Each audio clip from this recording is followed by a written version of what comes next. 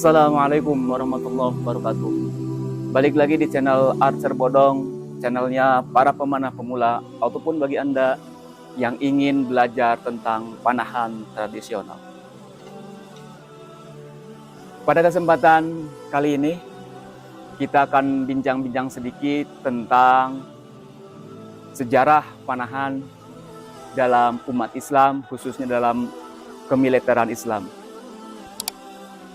Ikhwan rahimakumullah, Rasulullah Shallallahu Alaihi Wasallam bersabda ketika membacakan suatu ayat, A'udzubillahi samil alim minasyaitonir rajim, wasta'iddu mastata'tum minal quwwah. Lalu Rasulullah Shallallahu Alaihi Wasallam menambahkan, ala innal quwwata ar-ramyu, ala innal quwwata ar-ramyu. Ketika Rasulullah SAW membacakan ayat wasta'iddu mastata'tum minal quwwah, maka persiapkanlah apa-apa yang kalian mampu daripada kekuatan. Rasulullah menambahkan, ala innal quwwata ar-ramyu. Ketahuilah bahwa sesungguhnya kekuatan itu terdapat pada panahan. Sungguh menarik kalau kita kaji hadis Rasulullah SAW bahwa sesungguhnya kekuatan itu ada dalam panahan. Kekuatan ini umum, bisa kekuatan berupa kekuatan fisik, bisa juga kekuatan militer ataupun kekuatan pasukan ataupun kekuatan dalam satu negara. Dan yang menarik lagi dalam ayat ini, Allah berfirman wasta'iddu mastata'tum minal quwwah, dan persiapkanlah apa-apa yang kalian mampu daripada kekuatan. Ini dalam dunia militer, ini ada istilah, jika Anda ingin damai, maka bersiaplah untuk perang. Subhanallah. Berabad-abad yang lalu, 1400 tahun yang lalu, Allah telah sampaikan kepada Nabi kita bahwa kita harus menyiapkan apa-apa yang kita mampu daripada kekuatan. Untuk apa? Untuk melindungi negara. Makanya dalam militer, kalau negara ingin damai, maka harus bersiap perang. Dalam artian, kita harus perkuat alutsista militer kita. Kalau militer suatu negara sangat kuat, maka tidak ada satu negara pun yang berani coba-coba terhadap negara tersebut. Subhanallah. Rasulullah mengatakan, ketahuilah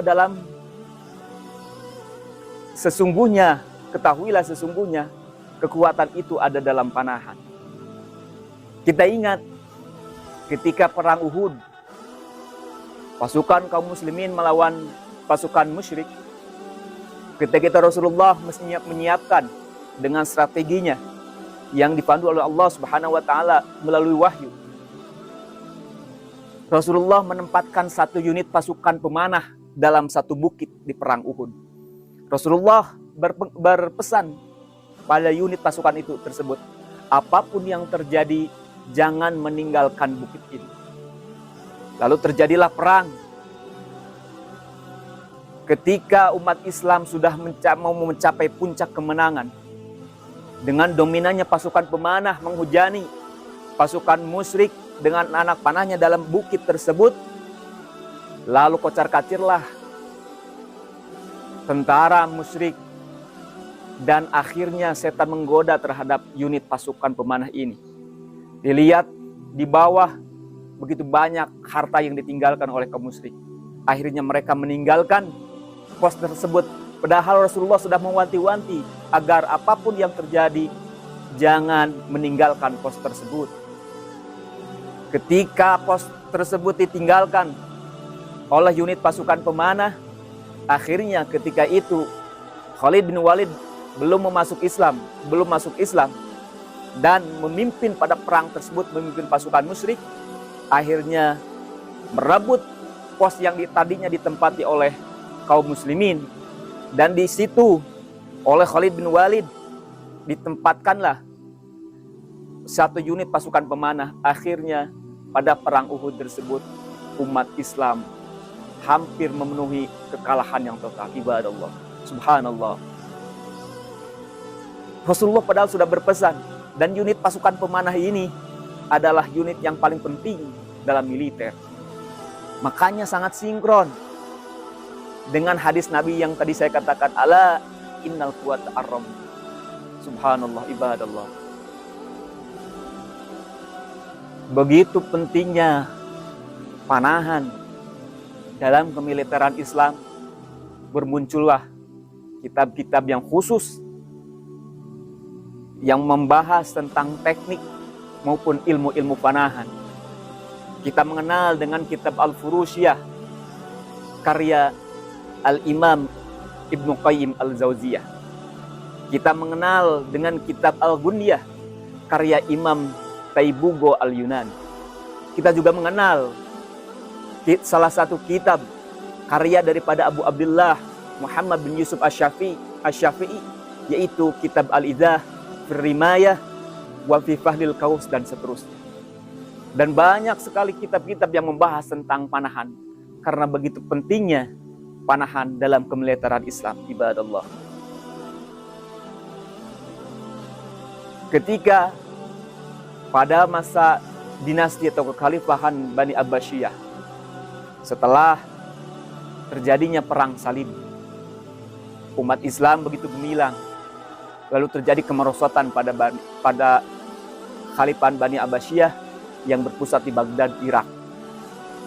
Tatkala itu ada satu pasukan yang memporak-porandakan kekuatan umat Islam di Baghdad kala itu, yaitu pasukan Mongol.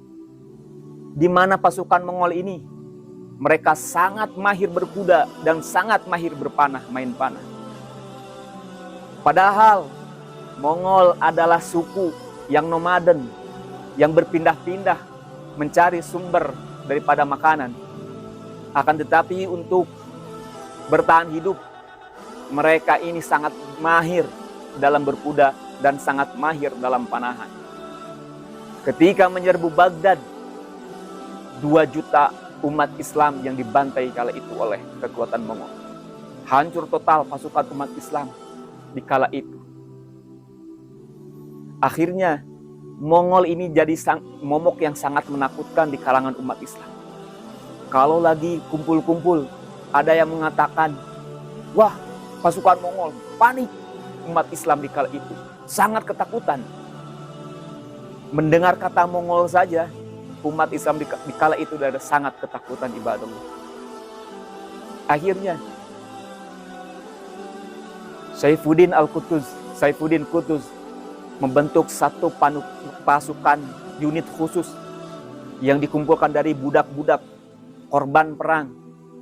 Budak-budak yang masih belia ini beliau kumpulkan, beliau beli ribuan jumlahnya, lalu dididik dengan ilmu berkuda dan ilmu panahan. Karena setelah diteliti, ternyata kekuatan dari pasukan Mongol ini bukan saja dari kekuatan fisik, akan tetapi kekuatan mereka yang paling utama adalah mereka sangat mahir dalam berkuda dan berpanah. Makanya Saifuddin Qutuz membentuk pasukan yang kalau tidak salah disebut Mamluk Bahriyah. Pasukan ini diajarkan dari belia, berkuda dan memanah. Akhirnya waktu yang ditunggu-tunggu tiba. Pertempuran besar antara umat Islam dan pasukan Mongol terjadi yang disebut dengan Perang Ain Jalut di dalam satu wilayah di negeri Syam. Dan akhirnya tentara Mongol yang dikenal sangat kuat, dalam invasinya mereka tidak pernah kalah satu kali pun. Mereka kalau invasi ke satu negeri itu bukan untuk menguasai, akan tetapi hanya untuk membantai bangsa tersebut. Di Ain Jalut, pada peperangan Ain Jalut, perang besar terjadi dan akhirnya hancur total pasukan Mongol yang dikenal tidak pernah terkalahkan. Ini adalah kekalahan pertama pasukan Mongol. Sejarah mencatat, dan adalah yang pertama satu bangsa bisa mengalahkan pasukan Mongol, yaitu umat Muslim. Yang mana salah satu penyebab yang memungkinkan umat Islam menang kala itu adalah dibentuknya pasukan yang khusus mereka mahir berpanah maupun berkuda, ibadah. Inilah kekuatan panahan dalam kemiliteran Islam, ibadallah. Dan pada peperangan Ain Jalut tersebut, ini juga yang menghancurkan kekaisaran Mongol. Akhirnya Mongol terpecah belah menjadi lemah. Jadi peperangan Ain Jalut adalah perang pertama Mongol kalah dan peperangan terakhir yang mereka lakukan terhadap suatu bangsa, ibadallah. Dalam panahan, dalam dunia ilmu panahan juga bermunculan para imam-imam besar yang mempelajari dan menulis dalam kitab-kitab mereka tentang ilmu panahan. Mungkin para imam ini asing di telinga kebanyakan umat Islam karena tidak begitu dikenal. Kenapa? Karena panahan pun adalah salah satu olahraga yang terancam punah. Padahal panahan ini adalah salah satu olahraga yang dianjurkan oleh Rasulullah SAW. Dan Rasulullah mengatakan, kekuatan itu ada dalam panahan. Para imam-imam besar dalam panahan, salah satunya adalah Al-Imam Abu Hashim Al-Bawardi. Beliau ini berasal dari Khurasan, yang mana wilayah Khurasan ini adalah wilayah timur daripada Iran, ibadallah. Ada yang mengatakan bahwasannya Al-Imam Abu Hashim Al-Bawardi, beliau berguru langsung terhadap sahabat Nabi, yaitu Sa'ad bin Abi Waqqas. Yang mana kita ketahui bahwa Sa'ad bin Abi Waqqas adalah sahabat Nabi yang sangat mahir dalam main panah, ibadallah. Karena beliau langsung didoakan oleh Rasulullah SAW dalam doanya, ya Allah, tepatkanlah bidikannya dan kabulkanlah doanya. Itu adalah doa Rasulullah untuk Sa'ad bin Abi Waqqas. Maka bisa dikatakan Al-Imam Abu Hashim Al-Bawardi adalah generasi tabi'in yang mana beliau hidup di zaman para sahabat Nabi. Jadi dalam satu riwayat, ilmu panahan atau teknik ilmu panahan Abu Hashim Al-Bawardi itu dipelajari langsung dari sahabat Nabi Sa'ad bin Abi Waqqas radhiyallahu anhu. Kita juga akan mengenal dalam dunia panahan, khususnya horsebow, ada Al-Imam Tohir Al-Balkhi, yang mana beliau berasal dari kota Balkhi, masih wilayah Khurasan.